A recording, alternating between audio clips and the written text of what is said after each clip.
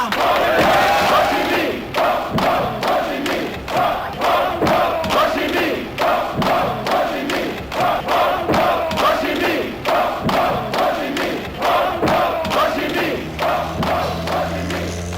My name is Robert Cohen. We're in front of the U.S. Embassy in Dar es Salaam, Republic of Tanzania, East Africa. A demonstration is taking place by the revolutionary African students and university students against the U.S. policy in Vietnam. With me is Robert Franklin Williams, the president in exile of the new Republic of Africa, recently formed in the United States. Rob Williams is a U.S. citizen who left the United States in 1961, pursued by the FBI and the police of the state of North Carolina. He lived in Cuba from 1961 to 1966, broadcasting to the United States on his own radio program, Radio Free Dixie, and sending in copies of his monthly newsletter, The Crusader. Since 1966, he's been resident in Peking, China, where he has continued sending his newsletter, The Crusader, into the United States. Rob is considered one of the best-known leaders of the black nationalist movement. Rob, I notice you're wearing a button of the Chairman Mao Zedong. Yes, I got it in Peking because the cultural revolution is going on there, and that I'm being supported by the Chinese people, so naturally I would support the Chinese people in their cultural revolution. Well, I'd like to start this interview. I think a lot of our viewers, people in the United States, many may be familiar with the circumstances under which Robert Franklin Williams left the United States in 1961. You were a fugitive at that time. You were under, there was a warrant out for your arrest for kidnapping in the state of North Carolina, and I believe also for interstate flight by the Federal Bureau of Investigation. Could you tell us very briefly what led to those things? Do you think there was any base for the charges, and are they still pending against you? Yeah, well, according to their concept, I was a fugitive. But according to my concept, I was a refugee from racial oppression. But this case grew out of the fact that I had for many years fought against racial tyranny in the South, that I had fought against racial segregation, racial discrimination, and racial dehumanization, and I became an enemy of the power structure. And because of this, I became also an object of hatred on the part of the local power structure, and the local power structure through manipulation, because a local Klan lawyer was also Kennedy's White House aide. They were able to manipulate Washington. And just one second now. This happened in 1961 in August. At that time, you were head of the Union County branch of the NAACP. Yes. There were some freedom riders that had come to your city of Monroe. Yes. Right? And you had organized what you called a guard, or self-defense force. What was this guard? Yes, well, the freedom riders came for a different purpose. We had a standing guard there to defend the black community against white aggression. And this white aggression was primarily on the part of the Ku Klux Klan, backed up by the local racist police. The Freedom Riders came in to help assist in nonviolent demonstrations. These demonstrations were being conducted for the abolition of police brutality, the abolition of Jim Crow facilities, and we had a 10-point program wherein we had asked for fair employment. And this but you weren't. The Freedom Riders were nonviolent demonstrators. Yes. At this, you were not participating though in their demonstration, as I understand it. Your guard, your people. No, I refused to participate in these demonstrations on the grounds that I would not pledge myself to nonviolence, because I believed, and I've always believed, in self-defense. But I did ask the people, and they accepted reluctantly the idea that they would support these nonviolent demonstrations for a trial, because this was to be a trial to see if we had been in error with our self-defense policy, and to see if nonviolence really had the power of persuasion against these white terrorists. Now, this guard, though, that you had consisted of about 200 or 300 people who were armed. You had set up foxholes, defense things, and so on. Were you advocating violence then, or was this strictly a self-defense thing for your black community? Well, I advocated violent self-defense because I don't think you can really have a defense against violent racists and against terrorists unless you're prepared to meet violence with violence. And my policy was to meet violence with violence. Oh, would you say that your policy was to fire only when fired upon, or were you going to go out and attack people who you didn't like? Well, it is commonly known that trenches and foxholes are fixed positions, and these are fixed positions of defense, and this is what we had. But the idea was to protect our communities because law had broken down and the police had refused to protect us, so there was nothing else for men who had self-respect as men to do but to protect their families and their homes. Now, in this situation of Klan violence, of you setting up foxholes and trenches and so on and arming your neighborhood, what specific event led to this charge against you of kidnapping? Well, actually, in July and August, we had some violent attacks on pacifist demonstrators. And on August the 28th, on Sunday afternoon, that the Klan had recruited or solicited support from as far away as Georgia. From Georgia and South Carolina, thousands of Klansmen, Minutemen, and other fascist and racist poured into the city. And they had said that they were going to crush this demonstration and that they were going to destroy our branch of the National Association for the Advancement of Colored People, and most of all, that they were going to kill me and to destroy our branch of the NAACP. So we had an armed guard, and we had been arming people for quite a while throughout the community. So we prepared to defend ourselves. Also, the Klan had made forays and attacks into our community. They had stoned people. They had thrown missiles from cars, and had 14 women had been struck by these objects. And we were prepared to defend the community.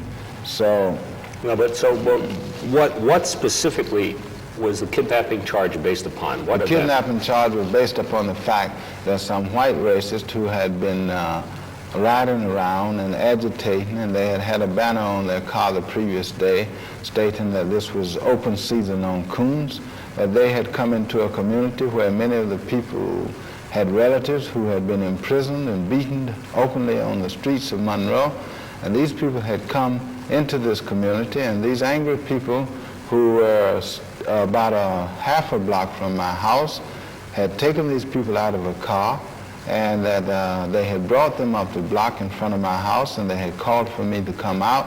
When I came out, they were threatening to kill them, and these were not people who were members of our God. These were groups of people roaming the streets who had become angry, and these were people who were not under the discipline of our God. And so the fact was that I had to come out of the house, and these people some were screaming and crying to kill these people, that they were calling them white beasts, and that they had been responsible for Ku Klux Klan activity, that they should be killed. And I knew that with the tension as high as it was, that they would have been killed. So the crowd was gradually closing in on them. I had to come out. I came down my steps off the porch into the yard, and I started to forcing the crowd away from them so that they would be arm's length away, because I knew if one person in that crowd struck out at them, that crowd was so angry it would have torn them apart. So now, just a minute. Now, you had not told anybody to take anyone out of a car. In fact, you didn't know it had happened until the crowd brought these people in front of your house. No, well, this was a different crowd. The guard that we had, this guard was under orders, and this guard had been pulled back into a rear area waiting for a showdown with the main force of the Klan. But you didn't tell anyone, you didn't order anyone to take those two people out of their car? No, there was no need to order anyone to take anyone out of a car. But first thing, we didn't have any facilities for taking anybody. Next thing, if they were enemies enough for any action to be taken, The idea was to use violence against them, but these people didn't use violence at this time. They only wanted to kill these people, and the only reason they didn't kill them was the fact that this woman, Mrs. Stigall, was in the car, because previous cars had passed through and they had been fired on. That I saw groups of men fire M1 rifles and 30 caliber rifles, Italian carbines, and they had tracer bullets, and I saw these bullets penetrating these cars.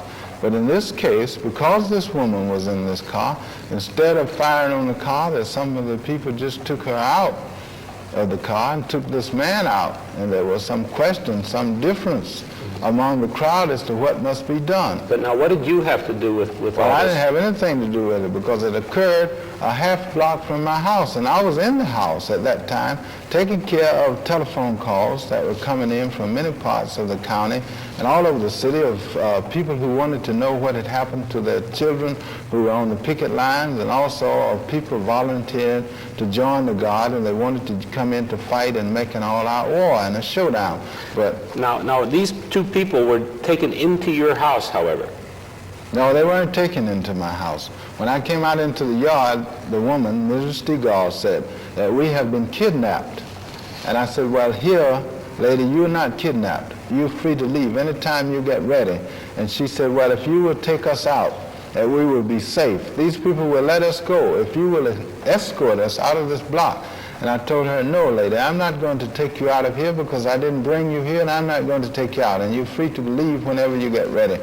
Well, were you guilty of kidnapping? Did you physically kidnap or force these people to leave their car or enter your house? They were taken out of the car by a group of people in the streets, and they followed me into my house. They'd asked me to take them out of the community, and I refused to do it. So when I turned to go into the house to answer the telephone, they followed me. Were they afraid? Was that why they followed you into the house? Yes, they were afraid of the group of angry people, and these people were screaming that they should be killed, and I'm sure they would have killed them if they had stayed there.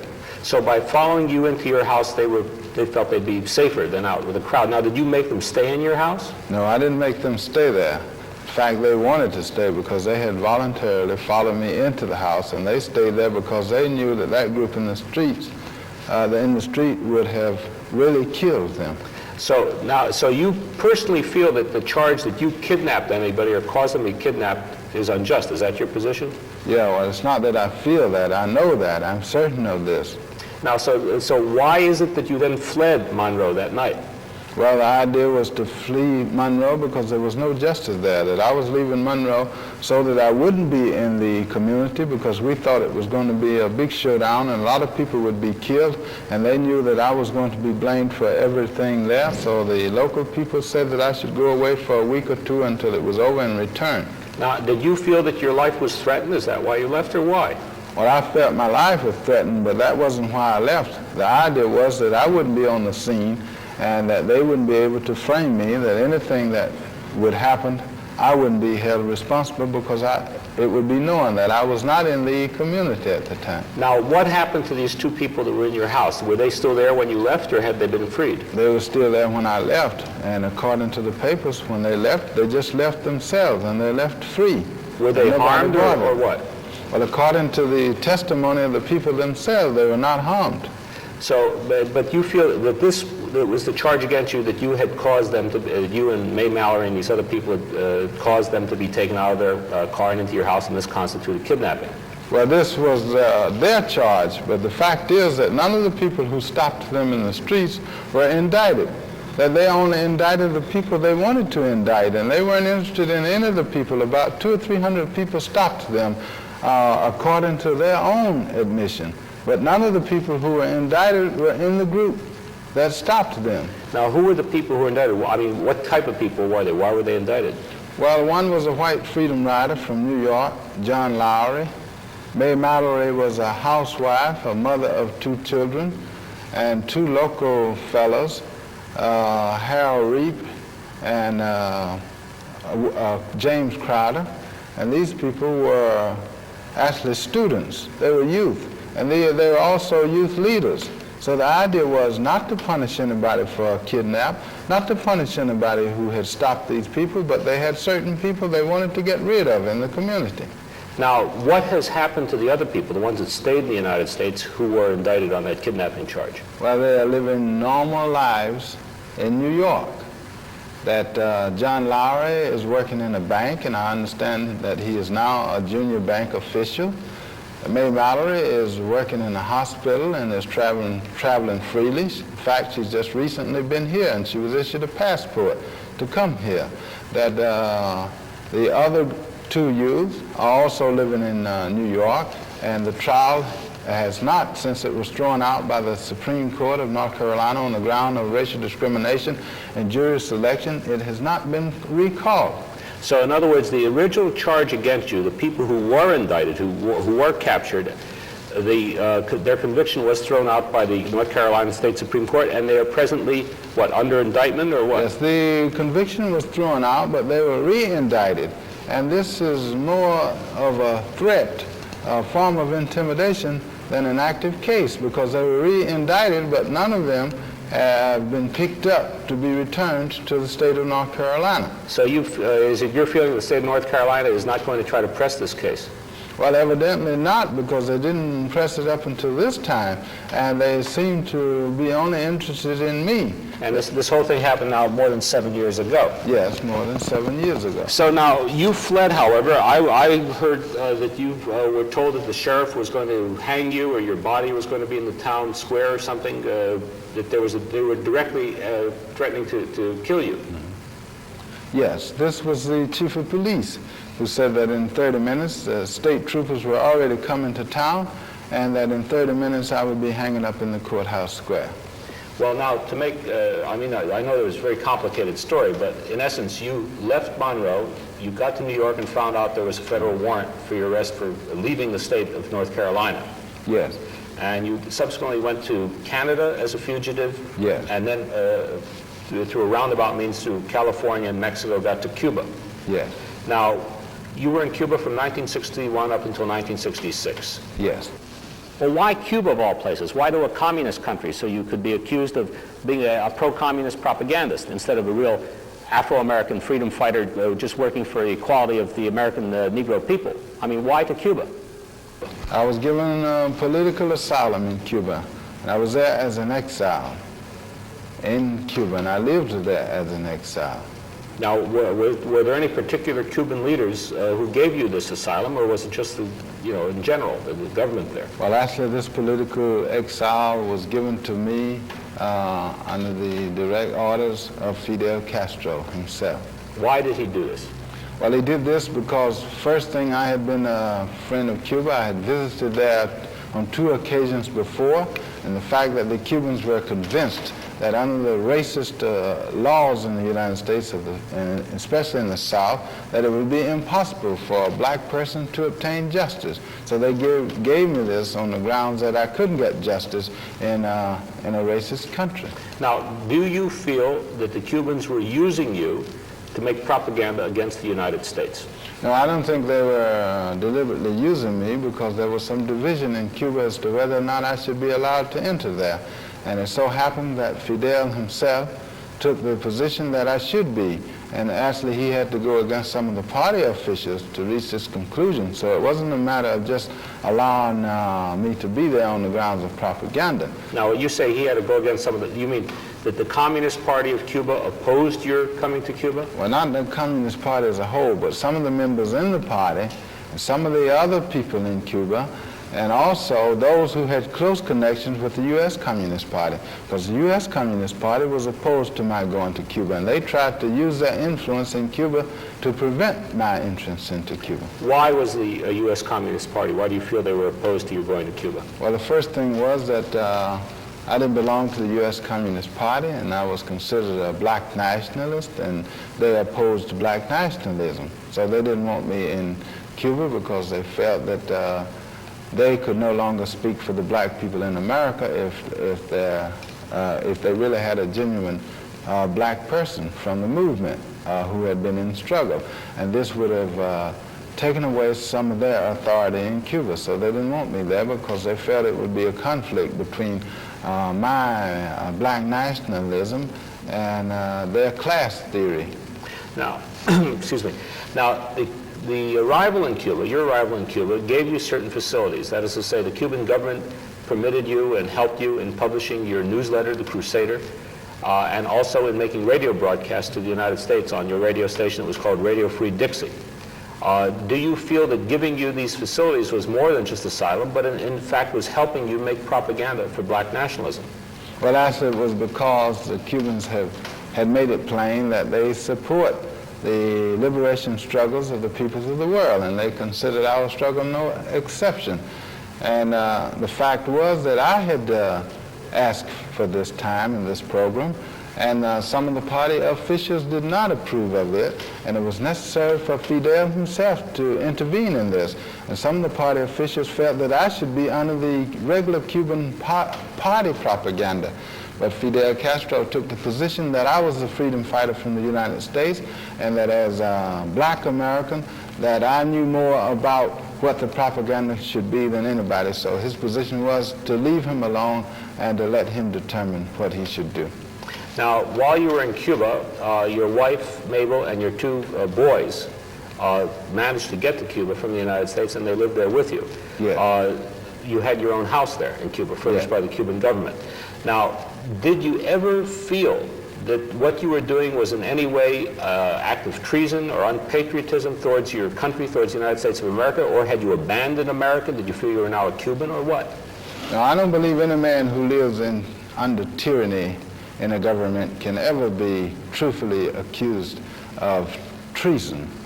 Treason can only come when a man is entitled to the rights and privileges, and he is protected by his government, and then he betrays that government. Then he can be accused of treason. But when the government betrays its trust to its people, then the government is what is guilty, is the guilty party to treason. And I consider the government of the United States to have failed the black people in America in protecting the rights of black people and the enforcement of the Constitution. So it wasn't a matter of treason, but it was a matter of constitutional betrayal on the part of the United States of America, on the part of the government and the so-called decent people in America. This is The Crusader. This was your monthly newsletter from Cuba. It's the issue of May, June 64. I mean, there's a cartoon here, Afro-American Revolt, the Racist USA, the Torch of Retribution. And we see what appears to be an Afro-American lighting fire to buildings. Now, if you were going to put out something of this kind, don't you think that it would have been better to do it in a neutral country so that people couldn't say, well, this is just anti-U.S. communist propaganda coming from Cuba, that you've been a tool of the Cubans? Neutral country? As far as the black man is concerned, there's no such thing as a neutral country in the world. Either a country is for justice, either a country is for the liberation of the oppressed, or that it is against it.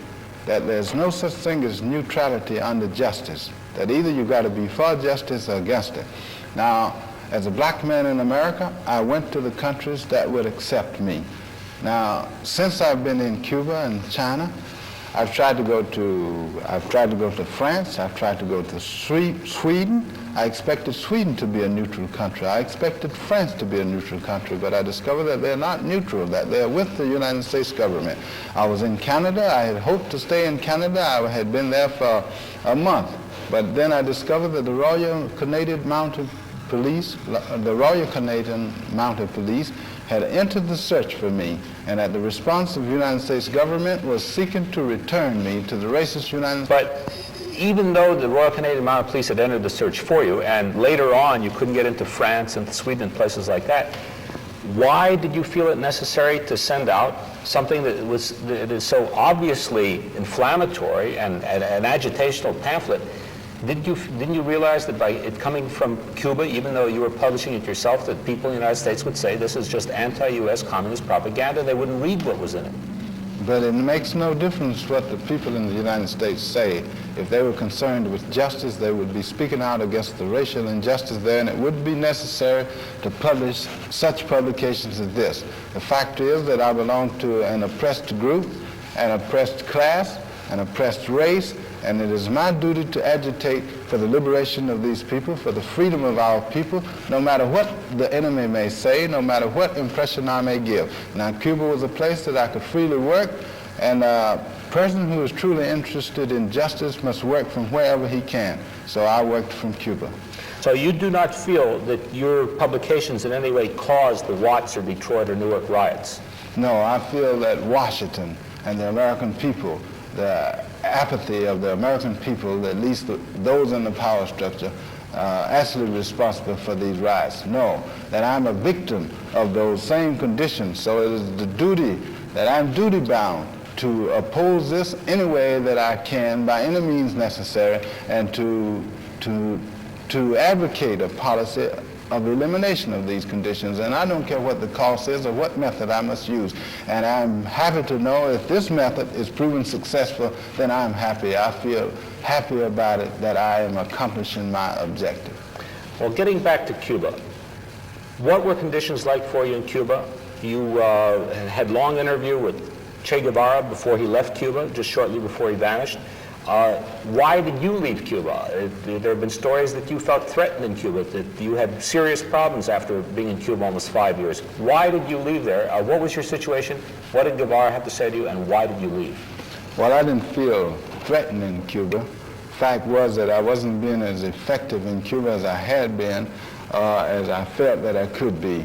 Fact was that the Cuban government, or some faction in the government, had started to sabotage my work, and I discovered that they weren't really interested in the elimination of these oppressive conditions in the United States, that they wanted to create an image as revolutionaries, but they didn't want to do anything. They didn't want me to do anything, that they just wanted to support me there, or pretend to support me, without really taking any concrete steps, and they did everything they could to keep me from promoting black nationalism and an effective struggle for our people. So I left. Yeah, but they did give you radio broadcast facilities and facilities for publishing and getting, what, about 40,000 of these things a month into the States. How were they sabotaging you? Yeah, well, in the beginning they had helped me, but actually it wasn't the government that started to print these publications. Actually, the Cuban workers, the printers, agreed to do this, and these publications were being printed before the government even realized it.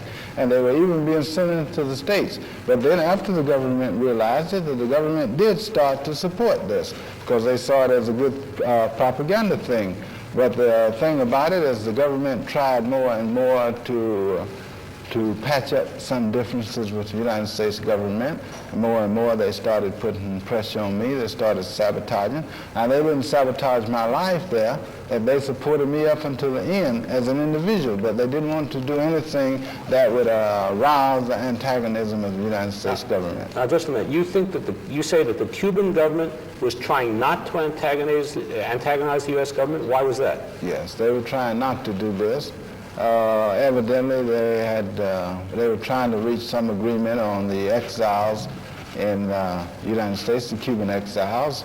And you mean to keep the exiles from attacking Cuba, they would stop you from attacking the United States? That's what actually the United States government had already started intervening, and they had started restraining the Cuban exiles in the United States. So I suppose, it's just my assumption, I don't have any concrete evidence, but I assume that this was reciprocal and that the Cuban government also started restraining me. Well, what about your relationships with Che Guevara? Did he sponsor you? In other words, were you doing what he thought should be done, like starting one, two, many Vietnams, whatever his slogan was? Well, I had a long discussion with Che on the eve before his disappearance, and he had said that they had some differences in the government. He had said that he differed with them, and he thought that I should receive more support from the Cuban government, and that the Afro-Americans in the United States should receive more support. Now, so, what was his difference with the other people in the Cuban government? Well, according to what he had stated, was the difference in the revolutionary belief. The fact that he believed in a revolution, he believed that Cuba should support the revolutionary movements, and that more and more the Cuban government was not supporting the revolutionary movements. So this was his difference, basically. Now, when you say support the revolutionary movements, do you consider the movement for equality for American Negroes to be a revolutionary movement? Yes, well, it's developing into a revolutionary movement, and the fact was that we could see this potential. And everybody knows that there can be no political freedom or economic freedom for the black people in America without revolutionary conditions or without revolutionary activity. Well, now here, in your Crusader newsletter, you started out with this letterhead, this man, medieval crusader on horseback. However, you've changed it in the last couple of years to the machine gun and the torch. Now, I get the impression from this, and many people do, that when you say revolution, you mean violence, you mean arson, you mean destruction. You just don't mean a change in the American way of life. Well, this change took place because of changing times. That when I first started with the Crusader man on horse, those were different conditions. That they were the conditions of people who believed in Gandhi, people who believed in Christianity. And these boycotts and demonstrations were led by a lot of church people. Martin Luther King and so on. Yes, and so we believed in that. But this is a matter of evolution, that I didn't decide to change this masthead myself, but many people wrote in, many of the black people in the black communities who were distributing this. And they said that they didn't think this was an appropriate symbol for the new movement, for the new mood. And so this is why we adapted this new masthead with the machine gun and the torch. Yeah, and this was, but you changed this after what? That is to say, after 1965 was when you changed it.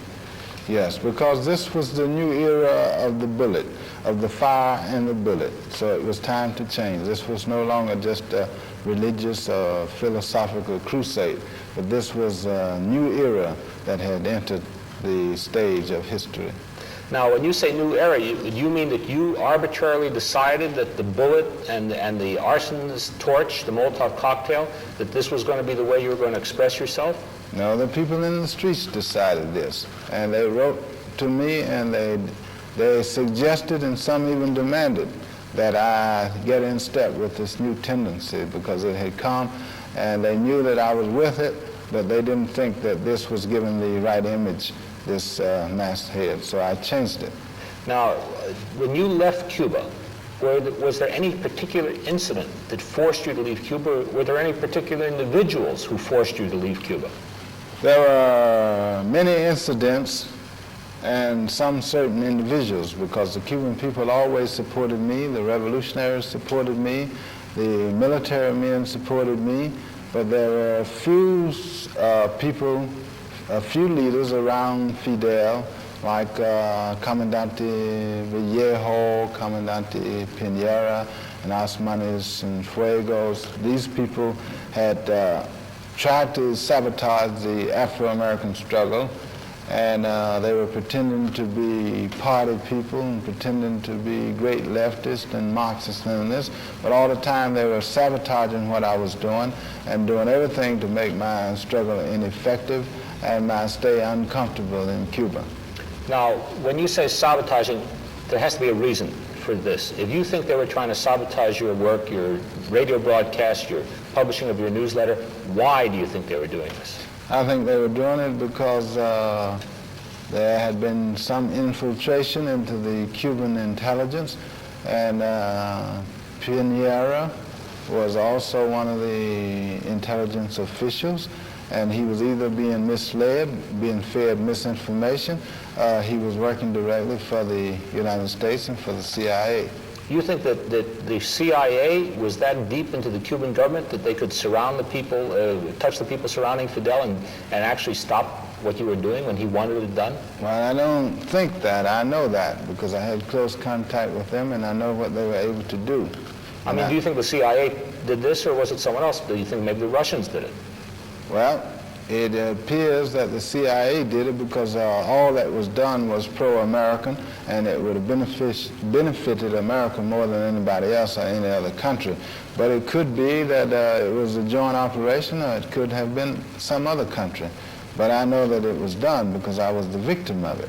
So their specific actions caused you to believe that you had to leave Cuba?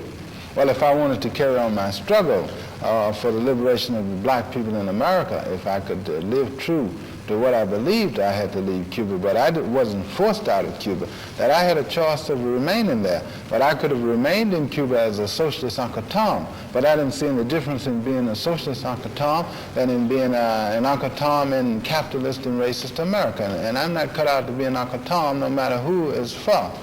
Now, why did you go to China, to the mainland of China, what we call communist China in the States? Why didn't you go to a neutral country at this time? Well, I had tried to go to Sweden. I tried to go to Sweden from Cuba. I tried to go to Canada. I applied for a visa. I applied to immigration, the Canadian immigration. I filled out a form, and they rejected me. There was no place else to go but China. So the Chinese people and the Chinese government received me with open arms, and I'm grateful to them for this, and I will also always be grateful to them. But where else could a black freedom fighter go in the world but to the People's Republic of China? Now, when you arrived in China, this was in 1966, did the Chinese offer you facilities such as propaganda facilities, broadcast facilities, newspaper facilities? In other words, were you able to keep putting out the things that you've been doing in Cuba? Yes, that I had the opportunity to do what I was doing in Cuba and more. That the Chinese only stated that they supported me and they supported the black people in America, and that I should ask them what I wanted to do, should tell them. And if I had any special requests, all I had to do was to make these requests. And this was the position of the Chinese government. This was the position of the Chinese people, that they didn't take any active part in this, but they left it up to me as a matter of principle, the principle that they support revolutionary people and struggling peoples in the world. Now, are you working for the communist Chinese government? Are you their agent or a spokesman for them today? No, I've never been a spokesman, I've never been an agent, and I've never been on their payroll. I live in China as an exile. They have given me political asylum as an exile. They support my struggle. They never dictate any policy to me, and my propaganda is completely divorced from theirs. And anybody who studies the situation closely can see that there is some difference in my propaganda and Chinese propaganda. And the Chinese allow me to produce my propaganda without interference. And they have never asked me to change my way of thinking. They've never tried to pressure me into making any decision that I didn't want to make. Yet you wear a Mao Zedong button. This would indicate that you have accepted the philosophy of Chairman Mao and that you are a supporter of it. Yes, that I believe that he has done a lot of good for China, that he's brought the Chinese people a great distance in a short length of time. He is one of the great leaders of history, and that Chairman Mao means something to more than just communists in the world, that he is also a defender of the rights of the poor, of the oppressed. Now, do you mean by that Afro-Americans, that American Negroes should follow the teachings of Mao Zedong? Yes, they should follow the teachings. Now, because of the fact that Chairman Mao says himself that in every situation that the people must determine what they can use and what they can't use, and that nothing should be forced from the outside, that the people in their respective communities must decide and must fashion the methods that they use. So I suggest that from his own teachings that they follow this. This means that any struggle in the United States needs not necessarily be following the blueprint of the Chinese Revolution, even the Chinese philosophy. Yeah, but don't you realize that by wearing a Mao Zedong pin and by saying that Afro-Americans should follow the teachings of Chairman Mao, that you in fact substantiate the claims by people in the United States that the uprisings, that the burnings of American cities are fomented, organized, and supported by the Red Chinese? I've learned long ago not to be too much influenced and concerned with what people say, especially in a negative way, in this negative vein. There are many people in the United States who say that I'm a kidnapper, but I've never kidnapped anybody. There are some people who say I'm a criminal, but I've never committed any criminal act. So I can't be concerned. Look, I am a refugee. I'm a victim of all kinds of racial oppression, tyranny, and terror in the United States. So why should I be concerned with what they think about me or what they call me? My first concern is liberation. My first concern is justice and freedom. And it makes no difference what they call me. It makes no difference what they think, because in the final analysis, they are going to have to face reality. And the reality is that America is not God. America is not the end of the earth. And it doesn't matter what the Americans think. In the final analysis, the truth will come out, and they're going to have to face it, no matter what it is. Now, just a minute. Are you admitting, or are you acknowledging that the Red Chinese are supporting, fomenting riots in American cities, and maybe even sending in arms and money to people to destroy America? The Chinese, as far as I know, and I think I'm closer to them than any other American, and I've never known them to send in any money nor arms to America. That the Chinese support the Afro-Americans morally, and the Chinese have asked what the Afro-Americans want. Now, this is a pamphlet that you wrote in China. It's called Listen, Brother, by Robert F. Williams, and is directed at American GIs, at Afro-American GIs fighting in Vietnam. Now, you've used things in it like photographs from American cities of rioting, of fighting between police and civilians, and also photos which are quite terrible of some of the corpses from, let's say, this one is from the Newark rioting, a man shot 17 times by the police. And you have statements in here referring to black and white Americans saying, both of us together can't beat the Viet Cong. The man, meaning white America, wouldn't have a possible chance with us against him too. Well, I mean, what do you mean by this? First thing, this pamphlet was written in Peking, but it was printed in New York, the United States of America. Next thing is, those pictures are in there. Yes, they're on display. But I didn't commit those crimes. The black people in America didn't commit those crimes. Those crimes were committed by white America and by white America's running dog cops who murdered innocent people on the streets of America. And if these pictures are so horrible, then how much more horrible and terrifying are the actual acts visited against our people. Yeah, but you're asking here for American soldiers to commit treason, to actually turn and fight against their own country. I'm not asking them to commit treason. I'm asking them to stop betraying humanity. I'm asking them not to commit treason against humanity. Man's first duty is to his brother. Man's first duty is to humanity, not to governments, not to brutal, savage governments and oppressors. This was what the German soldiers said. The German soldiers were obeying the Third Reich, the government of Hitler. So this is no excuse. This thing about treason, to threaten people with treason because they refuse to be brutes, because they refuse to resort to the methods of tyranny. No. This is not asking treason. This is asking humanity. Yeah, but wait a minute. You're not only asking people not to fight the Viet Cong, you're asking them to take up arms against the U.S. government, to destroy the U.S. government. That's more than just not being involved in brutal acts. You're asking them to commit brutality against their fellow Americans. That's asking to put an end to tyranny, just like in the colonies of the United States. When Britain was visiting tyranny on the colonies, it was not enough just not to serve the crown, but the idea was to stop the crown from oppressing others, to eliminate tyranny from the soil of the colonies. And this is what is being requested here. It's not enough for an Afro-American not to kill Vietnamese, but it is his duty to prevent this war machine from crushing his own people, from crushing his people in the streets of racist America. And the idea is that the black man, if he's going to fight, if he's going to be a soldier, he should fight for the liberation of his own people. He's got no business in Vietnam. And the idea is that he is fighting for his own enemy, for the rights of his enemy to oppress others, to destroy others. But he is not fighting for his right to live as a human being or his mother in the United States of America. And what I'm saying is, if they force him into battle, if they force him to kill, then the people he should kill are those who are oppressing him, and those are the white Americans of the United States. Now wait, now you say all white Americans, everybody with light skin, should be killed? What are you saying? No, I'm not saying that all white Americans should be killed.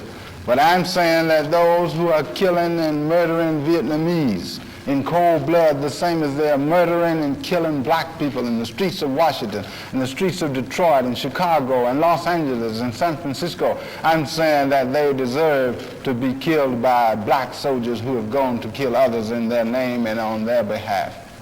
Now, but what you're saying, if people listen to what you say and try to do what you say, this will result in the death of millions of people. This will result in the death of most black Americans. You mean it will result in the death of white people in America? Because our people have been being killed in America with impunity for almost 400 years. We've lost millions of people. In fact, Lord Bertrand Russell has said that more Afro-Americans have been exterminated in the United States than Hitler exterminated Jews in Germany. So when you start talking about losing millions of people, you're not talking about black people, you're talking about white people. And if white people insist on murdering our people and practicing genocide against our people, then they have a right to be murdered. And this becomes our duty to end this. Yeah, but now, don't you think that being out of the United States for almost 8 years now, that you're a little out of touch with what's been happening? There have been great strides made in civil rights. There have been many bills passed. The work of late Reverend King was essential in these things, and white Americans are trying very hard to try to do something about this situation. There's no genocide being committed. There are no concentration camps or gas chambers. Don't you? I mean, you've been involved in this great cultural revolution in China. Perhaps this has gotten you a little out of touch with the United States today, because I'm sure that there are a great many white Americans that think that what you're saying now is way out. Out of touch? Is it way out that Reverend King is dead? Who killed Reverend King? Reverend King is dead, so I'm out of touch with reality. It appears to me that conditions have worsened. It appears to me that I'm behind time, that I'm too moderate in the view of this, because here is a pacifist, one of the great followers of Gandhi, a man who advocated love and nonviolence, has been shot down in the streets of racist America and killed like a common street dog. Now, and then I'm supposed to be moderate in my outlook. I'm supposed to be merciful. This is asking more of me as a victim than has been asked of the oppressor. Well, but you're calling for an attack on hundreds of millions of people based upon the act of one man. But not a matter of an act of one man. That mankind is responsible for his fellow man. That society is a collective community, and you cannot be aloof in a community where you live. The German people allowed Hitler to lead them down the drain. They allowed Hitler to rage and to act like a maniac, and they didn't take any position whatever. They supported Germany. They supported their government, and as a result of this, we can see what happened. Now, the American people can't hide behind the excuse that they are not doing it, that they are not committing these crimes. But they are actually responsible for these crimes, because these crimes are being committed in the name of the American people by a government that states it is a government of the people, for the people, and by the people. But the American government didn't kill Reverend King, or for that matter, Robert Kennedy or President Kennedy. But it tolerated the death of Martin Luther King. It didn't prevent the death of Martin Luther King. And the 14th Amendment says that every citizen is equal, is entitled to equal protection under law. Now, the J. Edgar Hoover and the FBI says that they know every time some conspiracy is being formulated in the ghetto. They know about plots, they claim, against leaders like Roy Wilkins and Whitney Young. They know when the statues are going to be blown up. They know when people are planning to set off bombs. But they didn't know when the President of the United States was about to be killed. They didn't know when Martin Luther King was about to be killed. They didn't know when Bobby Kennedy was about to be killed. Now, what is all of this about? All of this good protection and know-how and protection of people like Roy Wilkins and Whitney Young and these people, and no protection of the Kennedys and the Kings. Well, do you think that the Kennedys aren't Afro-Americans? They're white Americans. Yeah, they are white Americans, but they have run afoul of the rightist forces in the United States, the same as Reverend King. Well, then aren't your enemies certain forces in the United States and not white society as a whole? There are certain forces in the United States, but the fact is that when you have a community that is becoming degenerate, and that is being overrun by degenerates, and that degeneracy is becoming an order of the day, then no honest man can take an inactive position. No honest man can be neutral. And if honest men are neutral, then they are not neutral, and they are not honest, but they become accessories after the fact and after the act and to the act. All right, now, you have been in China. You have been given honors and position that no American citizen, practically no private person in the world has ever had. For example, you have been allowed to stand next to Chairman Mao on the Gate of Heavenly Peace, the Capitol building in Peking, and actually take the microphone and speak to 2.5 million people. Why do you think that you as an individual, you, Robert Franklin Williams, have been given these honors and this position is incredible support, at least moral support if you claim no arms, by the communist government in China? Because I'm the first black victim of racial oppression and tyranny to have been able to escape this network of tyrants. The first one to land on a friendly soil or to land on soil where they are opposed to this type of tyranny. So it is only natural that the Chinese people would want to hear what I've got to say. Not only do they want to hear what I've got to say, but they think others in the world who are victims and potential victims of the same injustice, the racist oppression and injustice, that the people who are potentially targets of this should know the nature, the true nature of America. Now, in China, and I realize it's impossible to discuss this in a short period of time, this would take hours, but in China you've been living through this great cultural revolution that they're calling, which is in many ways torn Chinese society apart. People in the States don't know much about this. What's going on in China? What are the forces involved? What is this cultural revolution? Can you just say it very simply? Well, it will actually be impossible for the people in the United States to understand the Cultural Revolution in China or anything about China because they don't have enough background to understand what's going on. But actually, basically, what is taking place is that the Chinese youth and the Chinese workers and peasants and soldiers are under the direction and teaching of Chairman Mao are trying to develop a new society that will mold a new kind of man, a new kind of individual, the type of individual that the Christians claimed they wanted to produce many years ago. And that is that there will be men who will be honest, men who will be devoid of ego, men who will work for the collective good of all, men who will not put their selfish motives ahead of those of their fellow men. And this is basically what they're trying to do, the objective. Now, there's nothing that says that they are going to succeed. There's no certainty of this. In fact, Mao Zedong himself has said that there's a possibility that they may lose, but this is what they're trying to do. And they're having much trouble and friction because there are some who support socialism, some who support communism, some who support Mao Zedong, but who don't think that they can overcome this feeling of personal gain, that they can overcome ego. And some people are opposed to this because it requires a great deal. You must try to imagine what it requires of a person to think more of humanity, to think more of the people in his community than of himself and his own immediate family. You mean they're trying to create a society where people won't work to get more pay or won't work to get bonuses? In other words, the whole direction that Russia is going in, this Liebermanism and things like that, is to let workers participate in factory profits. Are you saying that the Chinese are trying to motivate people just by idealism? That certainly would cause a conflict. Well, actually, the people themselves. You see, this is the strange thing about it. It's not the government trying to force the people to accept this philosophy, but many of the people, and especially the peasants themselves and soldiers, are saying that this must be done. This is the type of society they want, and that they are actually striving to produce a type of personality wherein the man's satisfaction for his work will come from the satisfaction of creating for the good of all, for the good of humanity.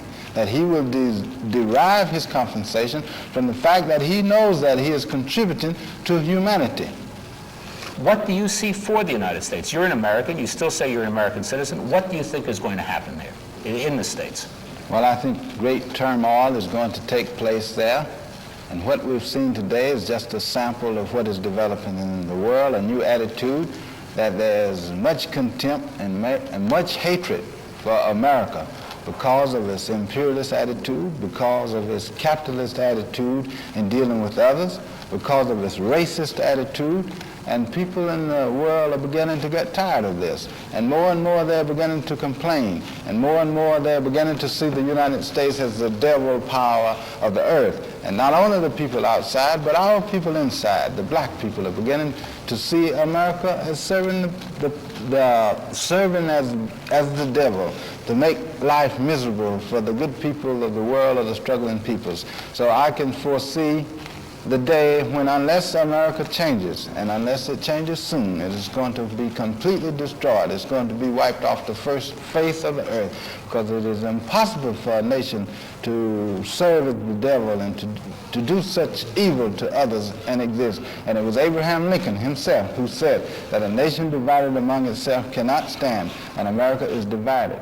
No, but when you say wiped off the face of the earth, there's no power on earth that will dare to attack us, or we can destroy Russia or China or anybody else that tries us. What are you talking about when you say wiped off the face of the earth? Well, when I say wiped off the face of the earth, I mean that part of it is going to come from within America. America is already about to destroy itself. America now is in such a sorry state that even the President of the United States is not safe unless he's a rightist, that a man who was Attorney General, a man who was an aspirant for the presidency, can be killed openly in the streets. But that's not the destruction of the United States. No, but this is the beginning. This shows that there's something seriously wrong. And this shows that the society is becoming so degenerate and so many explosions are taking place among the people that it can't possibly stand. Plus the fact it's suffering defeat in Vietnam, and more that the peoples of the world are beginning to resist, and they're going to resist more. And all of these forces brought together, including the degeneracy inside the country, is going to bring about its destruction. That's all it is to it. Yeah, but you're talking the abstract here. In your newsletter, in your radio broadcast in the past,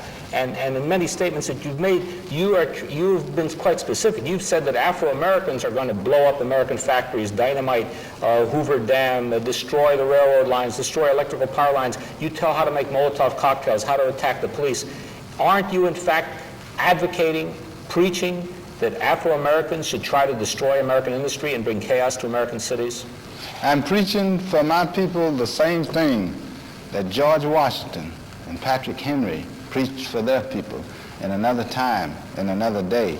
That I'm preaching that we must use any means necessary in order to liberate ourselves, and that we have no right to submit to tyranny. I'm saying that we must become men, and we must resist, and we must use any means, no matter what it requires. And the fact that I'm more concerned with the liberation of people, I'm more concerned with humanity and the human flesh than with buildings, than with the loss of property. You see, this is the cold capitalist version of the fact that we must save the property. But I'm interested in saving the people, and black people have a right to be saved as much as anybody. And unless white America is willing to liberate the black people and to stop oppressing us, then if America must go up in smoke, then let it go, let it go, let it burn.